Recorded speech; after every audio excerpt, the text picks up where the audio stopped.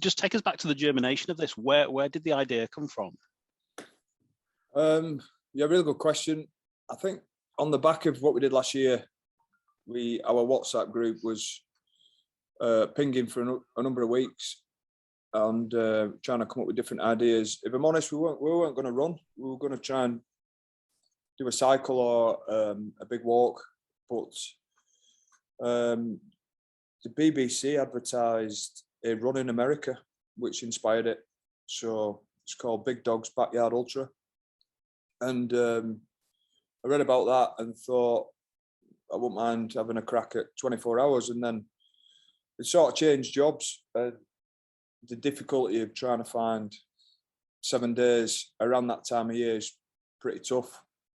So I sort of asked myself, can we do 24 hours of it? So that seemed to work and fit. And then it was right, where can we run for this 24 hours? So it was my wife actually who came up with the idea of how far is it from Leicester to Leeds? Why don't you run from rugby club to rugby club, and you do the maths, you work it out, and it's not that far off. So with the help of a bit of expertise at Leeds Beckett Uni, the route got planned, and we ended up at 101 miles.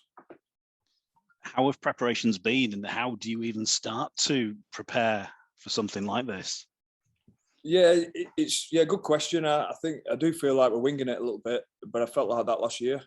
So in my own mind last year, I did a 3 and 3 a month before the 7 and 7, and that was a lot more tough and a lot more difficult than the 7 and 7. Funnily enough, I don't know why, but it was. So following a similar theme, and I did a decent stint last week, which was my first big run really. I did the London Marathon at the start of October, and I've ticked over and upped sort of the Ks, but not gone for any big runs because it's time. You know, time's precious, and with the travel and the new job and family, it's been really difficult. So I do feel like we're winging it a little bit again, because when I started to research and understand about running a 100 miler, a lot of the research is you need 6 to 9 months prep to step up from marathon distance. I've never run further than a marathon before, so we give ourselves 6 weeks, 5 weeks, and you know, there's one thing for sure: if you go after it crazily, you're going to get injured. So we've had to try and be pretty smart.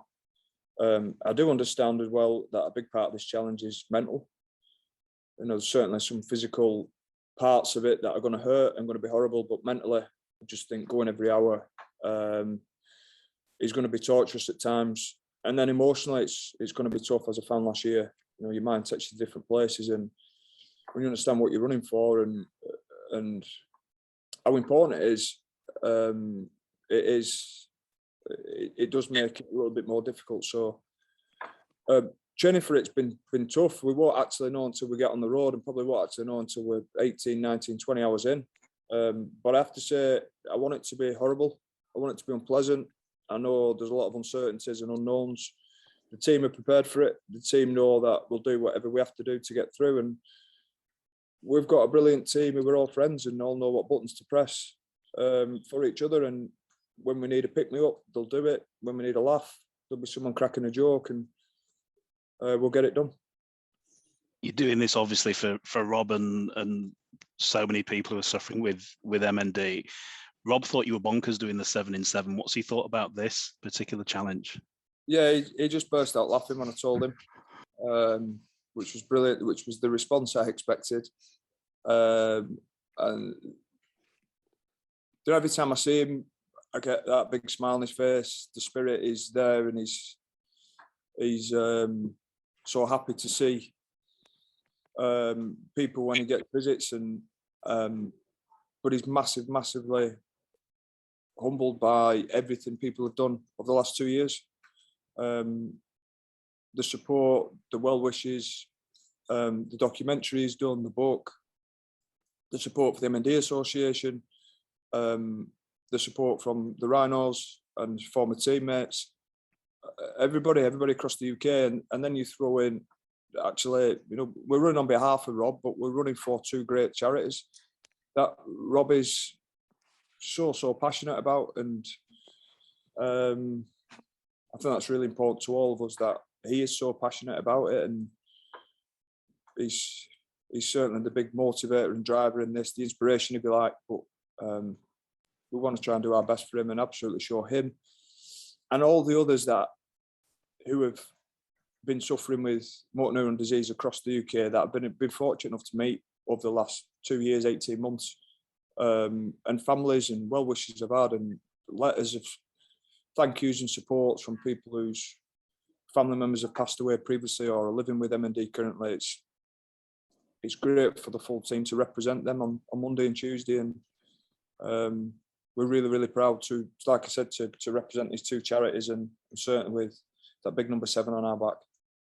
Well, good luck. Just lastly, you keep topping yourself these challenges time after time. What's next after this, if anything?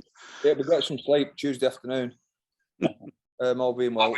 I don't know what next year would be. It probably took us 10.5 months to come up with this, Phil. So we'll see. But what I do know is that last year gave us an incredible feeling of doing something that was good, and hopefully we get to feel that again.